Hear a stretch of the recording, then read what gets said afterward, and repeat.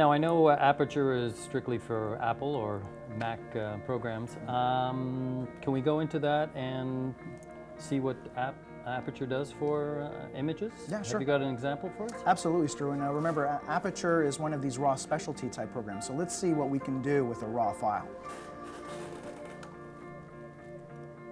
All right, so here we are in Aperture, and this time we're going to have a look at the real power of RAW. As you can see in this image, we've got an overexposure problem.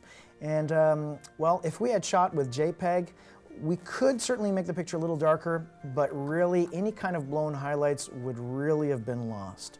Now, to give us an idea of where the damage is, we can turn on a feature here called Show Hot and Cold Areas. And what this does here is it superimposes either red or blue patches on our image. The red ones, where you see red here, basically indicate where we have an overexposure problem. We don't see any blue patches here because we don't have any underexposure problems here. This is just strictly an overexposed image. So I'm going to temporarily take away my hot and cold areas.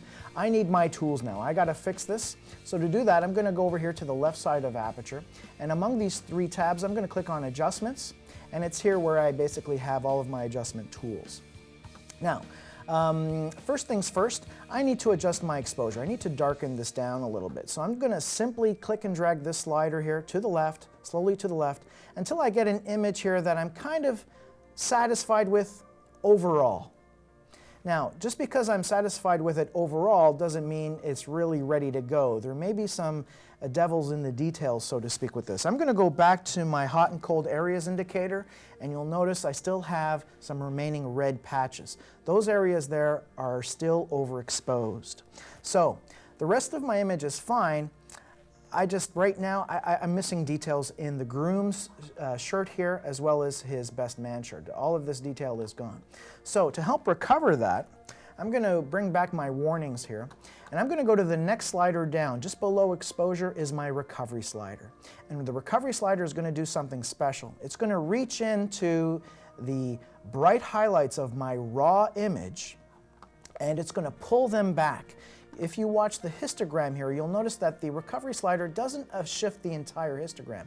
It concentrates on the right-hand side of the histogram, which is where my bright highlights are. So here we go. I'm going to take that recovery slider to the right, slowly to the right, and as I do so, you'll notice that the red patches begin to disappear until I get to a point where I've pretty much recovered almost all the highlights.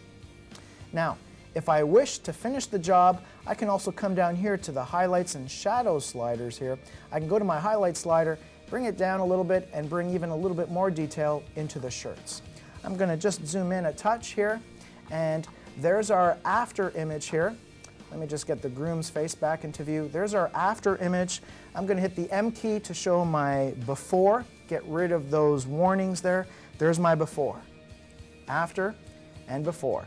And as you can see, we've been able to not only bring back the whole exposure, but to also rescue some of the highlights that would otherwise have been lost if we had shot JPEG.